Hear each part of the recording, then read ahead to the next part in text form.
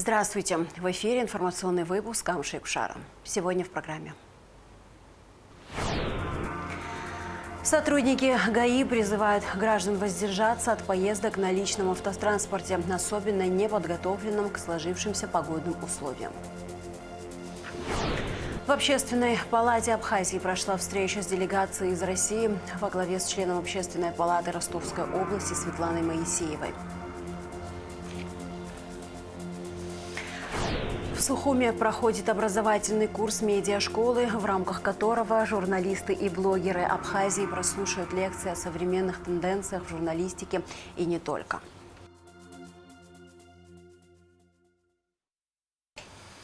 Вопросы, связанные с проведением второго тура голосования на выборах президента Абхазии, обсудил исполняющий обязанности президента Абхазии Валерий Буганба с руководителями силовых структур.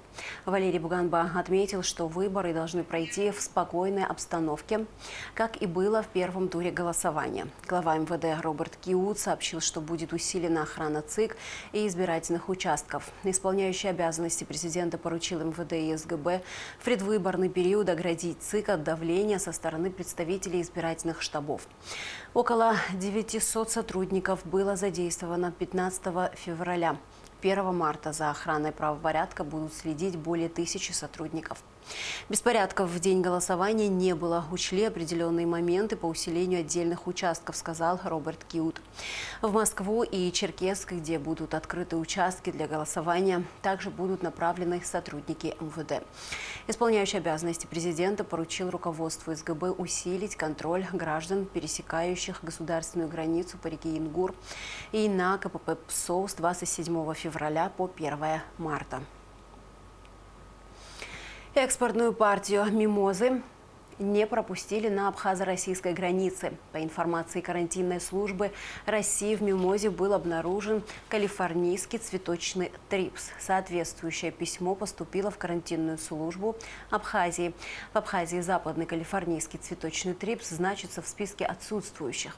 Начальник внешнего отдела Государственной инспекции республики по карантину растений Руслан Смыр считает, что при такой низкой температуре трипс маловероятен. Но, тем не менее, они детально изучат образцы мимозы, в которых был обнаружен вредитель, в своих лабораториях. Что связано с калифорнийским цветочным трипсом, вы понимаете, что аналогичная ситуация была именно с цитрусом в декабре месяце.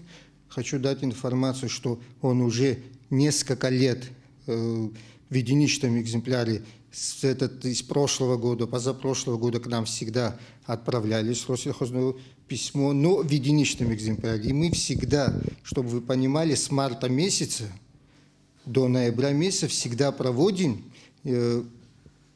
этот, как его вредитель, обследуем территорию, да, даем задания районным инспекторам. И даже в 2024 году по отчетам инспекторов он не был выявлен. Чтобы вы понимали, калифорнийский цветочный трипс, он в основном в тепличных хозяйствах, понимаете, как обнаруживается, ну, естественно, на открытом грунте тоже. Он у нас в списке находится отсутствующим, а в Российской Федерации он с 1980 года находится. Так как у нас он не был обнаружен, мы с лабораторией, с районными инспекторами будем и, естественно, обязаны еще раз тщательно обследовать и отобрать образцы, направить в лабораторию. И дадим ответ. Ситуацию с партией «Мимозы», в которой был обнаружен калифорнийский трипс, исполняющий обязанности премьер-министра Валерий Буганба обсудил с исполняющим обязанности министра сельского хозяйства Бесланом Джопуа. Как сообщил Беслан Джопуа, Минсельхоз вплотную занимается этой проблемой. Беслан Цивович, у нас уже третий день проблема вывоза мимозы, и не только мимозы, там, по-моему, насколько я понимаю, и овощной продукции. Какой у нас ситуация, к кому вы обращались, что нового можете сказать? Уже 3 дня занимаемся этой проблемой. Там, конечно, касается это в основном мимозы, потому как основная продукция, которая в этот период пересекает границу, перевозит это вот именно акация, цветочная мимоза. И были проверены все образцы, которые находились на границе и вообще на территории Абхазии.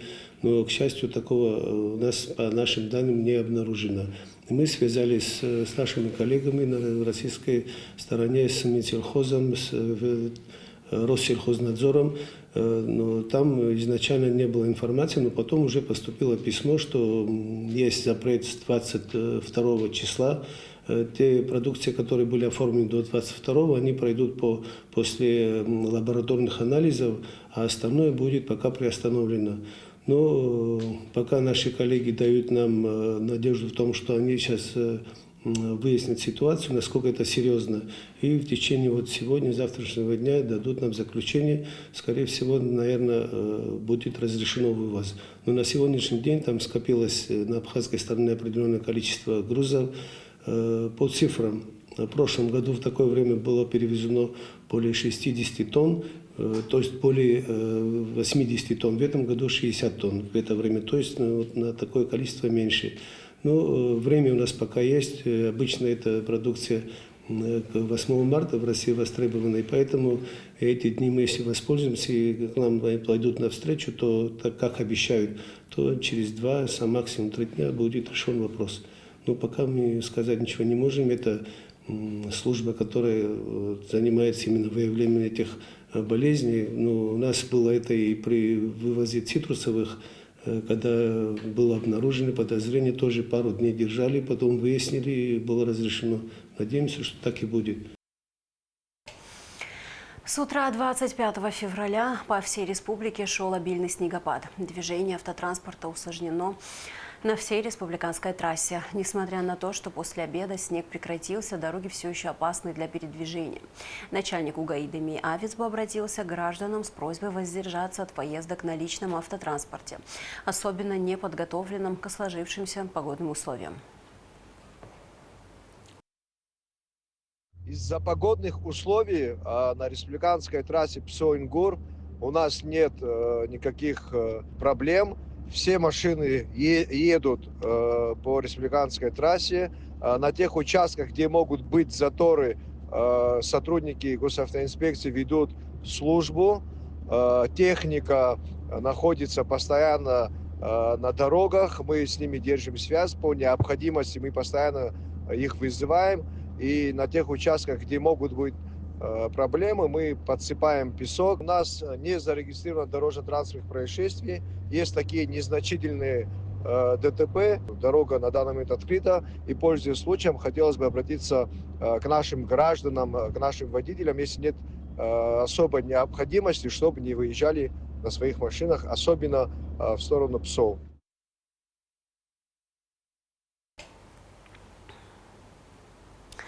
С 25 февраля временно запрещено посещение Рицинского национального парка. Об этом сообщается на странице парка.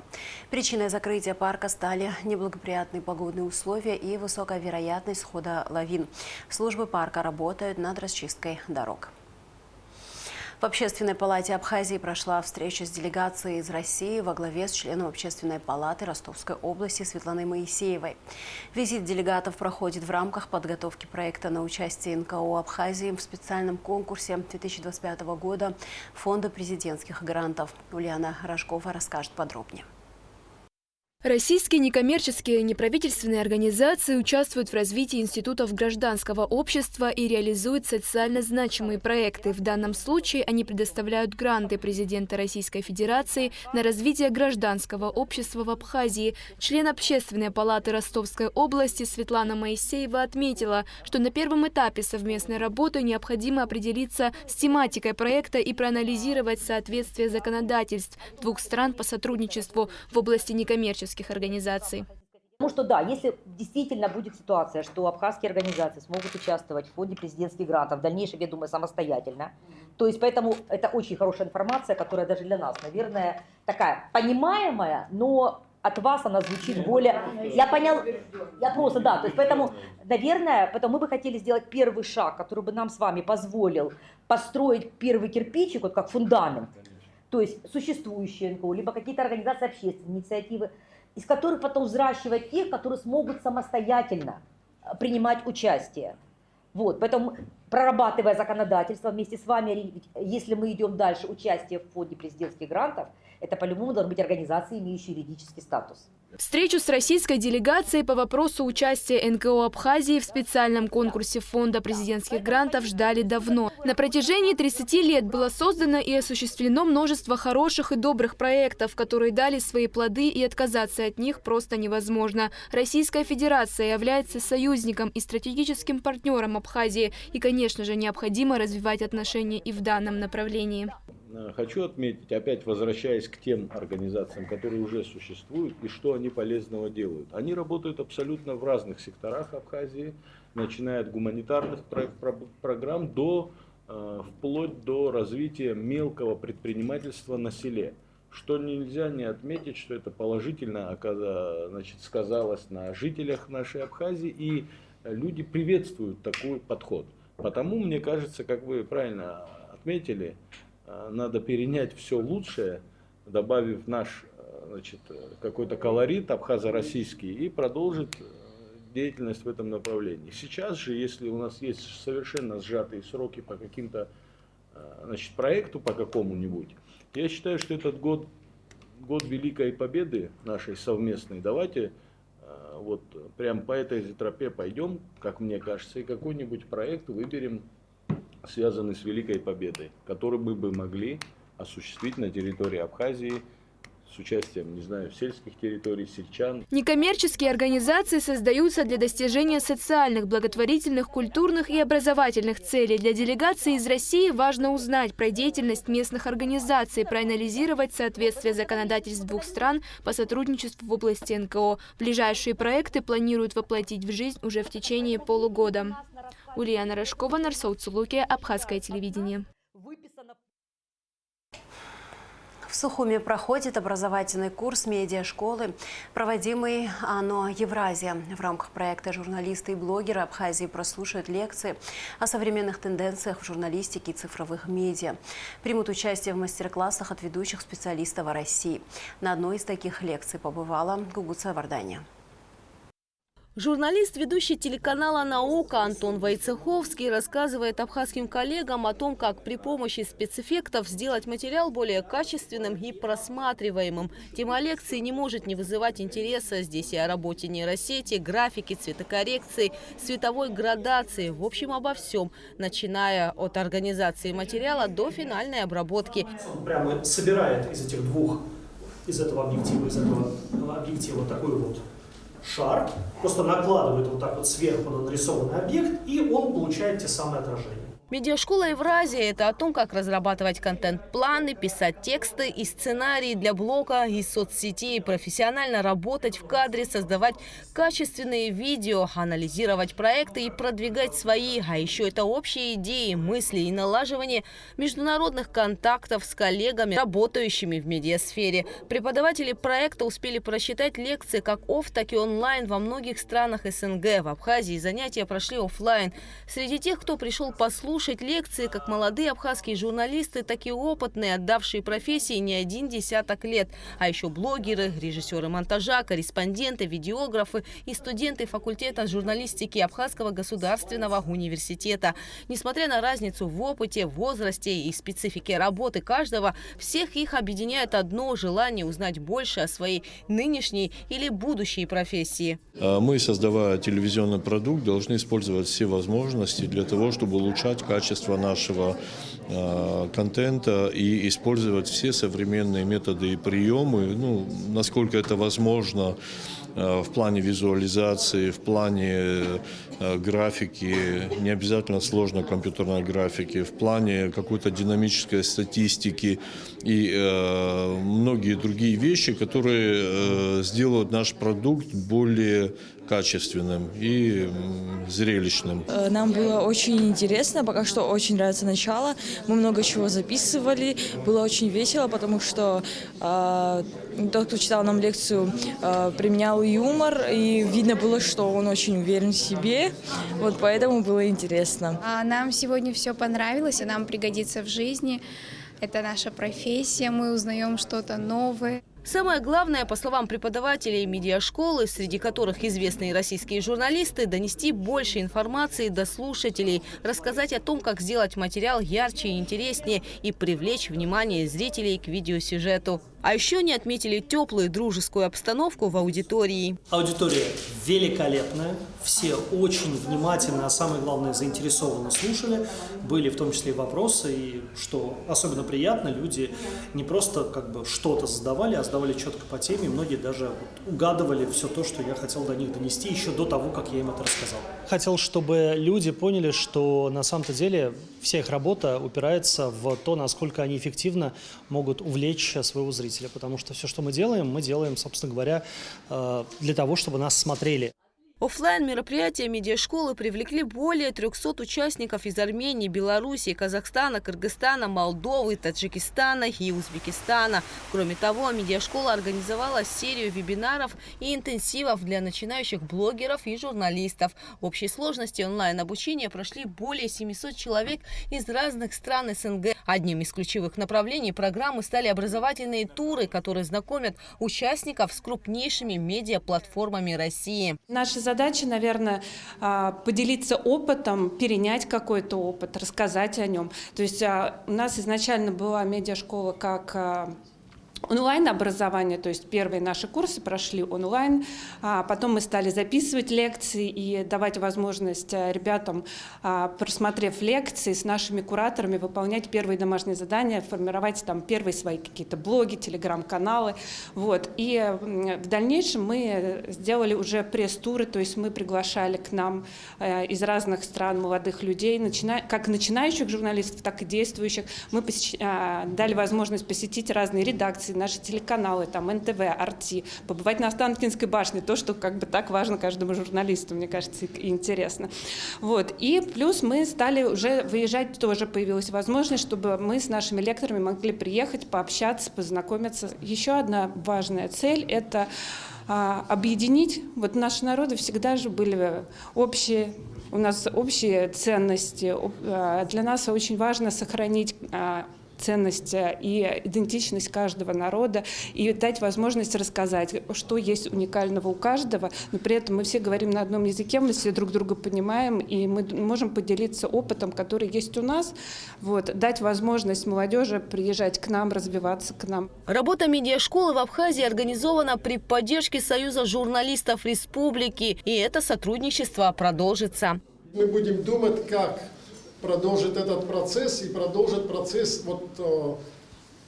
не только на базе редакции СМИ, а совместно с Абхазским университетом проводить такие образовательные курсы. И это не единственное образовательное направление. В ближайшее время, в марте или в апреле, у нас такой же образовательный проект будет совместно с Союзом журналистов России. У них тоже есть специализированная группа образовательного такого направления. Так что есть над чем нам работать. В рамках медиашколы «Евразия» для работников медиасферы республики были проведены лекции на тему, как создавать исторический контент, личный бренд и личную медийность, работать с источниками информации. Выездные туры медиашколы «Евразия» также пройдут в Кыргызстане, Казахстане, Таджикистане и Узбекистане. Гугут Савардания, Инал Гвинджа, Абхазское телевидение. В 2025 году квота в Артек для детей из Абхазии увеличена в 3 раза. Об этом сообщает пресс-служба Минпроса.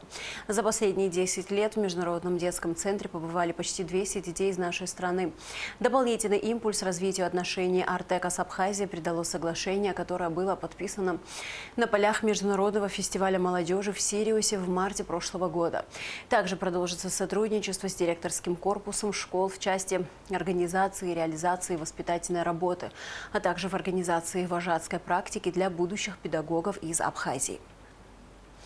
Министерство энергетики и транспорта Абхазии в ответ на многочисленные запросы жителей и гостей страны сообщает о внесении изменений в график работы интерактивной экспозиции «Поезд Победы». 27 февраля уникальная экспозиция, посвященная событиям Великой Отечественной войны, совершит остановку на железнодорожной станции города Гагра.